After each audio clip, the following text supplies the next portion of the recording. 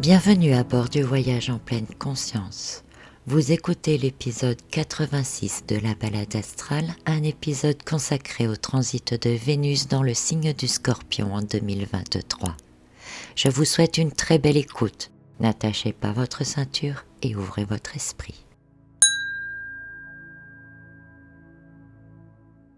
Après avoir transité le signe de la Balance dans lequel elle nous conviait à explorer nos chemins relationnels et comportementaux avec les autres et poser de nouvelles limites plus saines, Vénus entre à présent dans le signe mystique et énigmatique du Scorpion. Vénus, pour rappel, est l'astre des émotions, des sensations et des sentiments. Quant au Scorpion, c'est un signe d'eau, très sensible, mais aussi en lien avec les désirs profonds, inavouables ou refoulés et inconscients. C'est aussi le signe des pulsions primaires que nous avons, l'intensité de la sphère intime. Le Scorpion est également en lien avec l'argent, le patrimoine, ce qui nous assure sécurité et bien-être, si cher à Vénus. Le transit de Vénus en Scorpion est toujours délicat et intense à la fois. Et si en Balance elle a permis d'examiner nos relations et comportements, en Scorpion elle nous conduit au cœur de ce qui pose problème. Et si nous avons découvert des schémas répétitifs inconscients, Vénus en Scorpion nous invite à démêler tout ce qui est profondément enraciné. Au cours de ce transit, notre style relationnel peut devenir plus dramatique, car soulevant des problèmes de fond, mais aussi plus passionné et brut. Vénus en Scorpion n'est pas toujours accommodante comme elle peut l'être dans d'autres signes.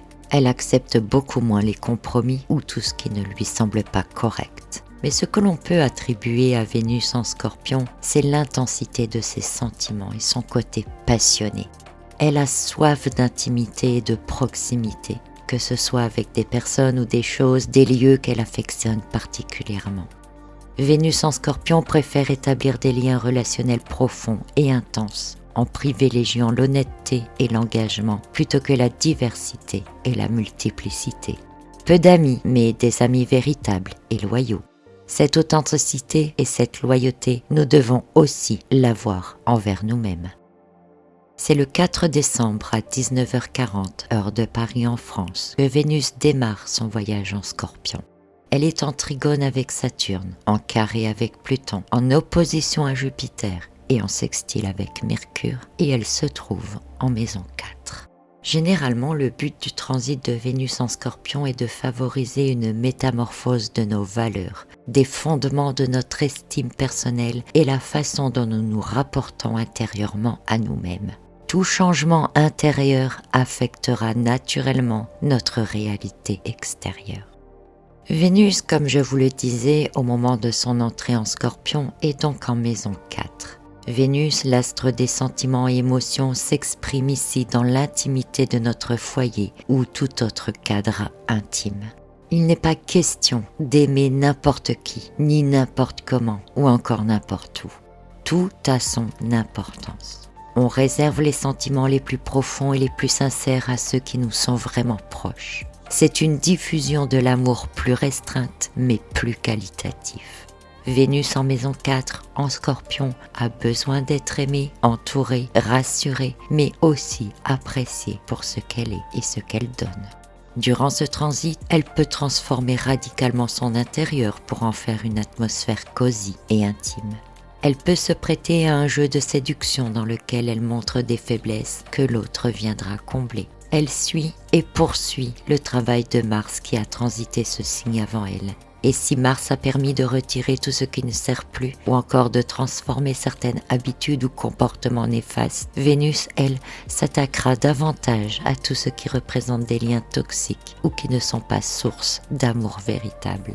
Vénus préfère établir des liens puissants et significatifs plutôt que superficiels.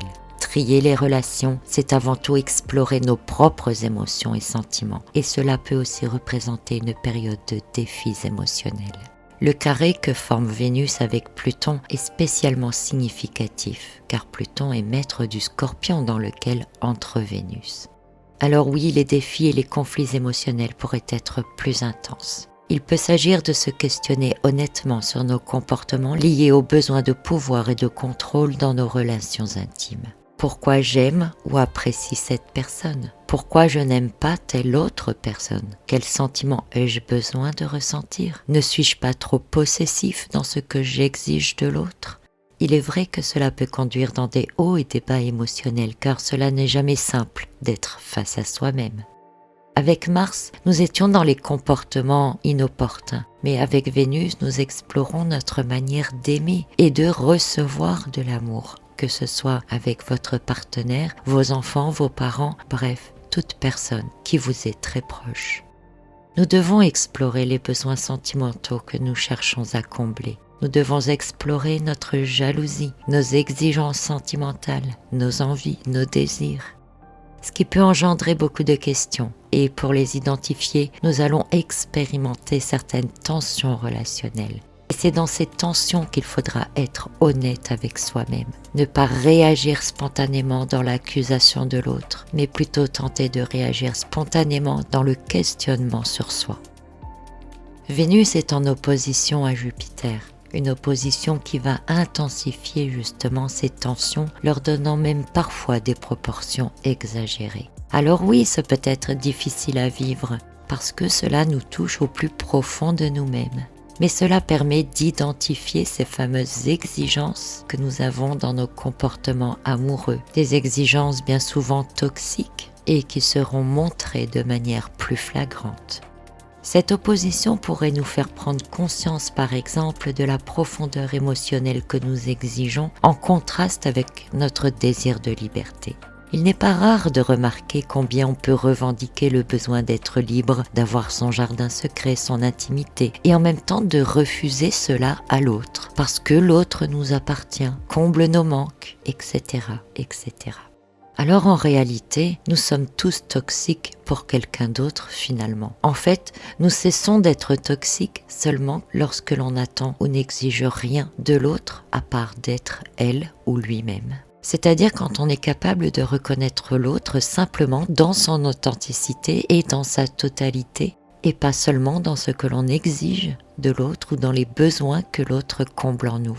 Nous cessons d'être toxiques quand nous savons nous-mêmes nous aimer totalement et inconditionnellement, quand notre estime personnelle est juste.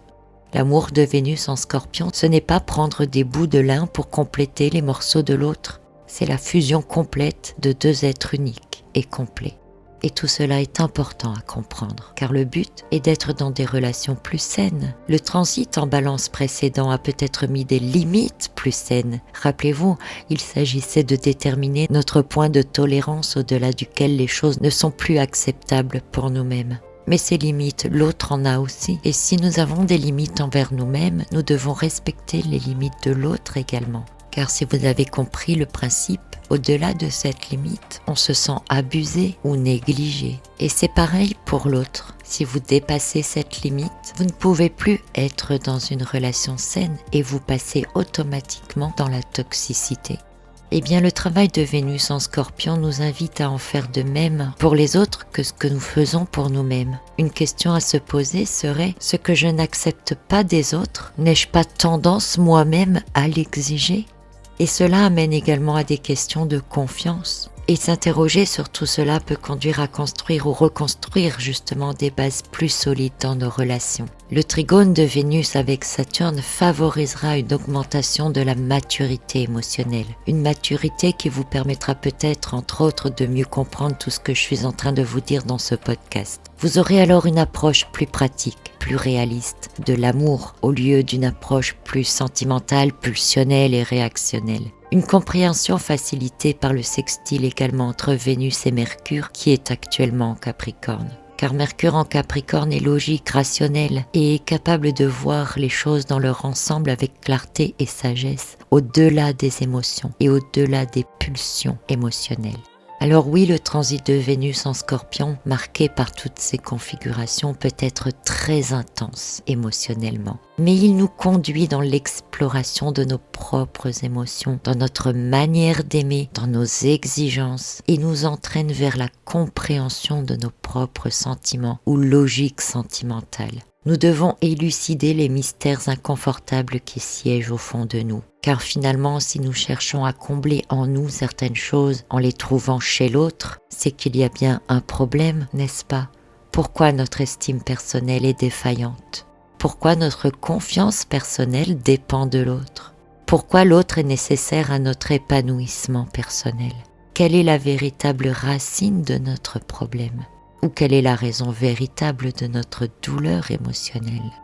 Alors, quels que soient les événements qui se produisent au cours du transit de Vénus en Scorpion, ne tombez pas dans les réactions pulsionnelles et évidentes des émotions. Observez-les avec sagesse, avec compréhension, avec gentillesse, que ce soit vers l'autre ou vers vous. Et puis, laissez couler un peu, laissez passer la tempête, si je puis dire. Et puis, interrogez-vous. Est-ce que je ne suis pas moi-même en train de dépasser la limite, le point de tolérance de l'autre? Et si je le fais, pourquoi je le fais? Une question toute simple, mais qui demande beaucoup de courage pour en trouver les réponses en soi. Toutefois, avant de terminer cet épisode, j'aimerais quand même aussi vous dire que le transit de Vénus en Scorpion, c'est une passion intense et une immense créativité que vous pouvez aussi explorer, car elle peut vous emmener très très loin dans la réalisation de vos désirs. Voilà. Je vous remercie d'avoir écouté cet épisode et je vous retrouve très bientôt pour d'autres épisodes de la balade astrale du voyage en pleine conscience. À très bientôt.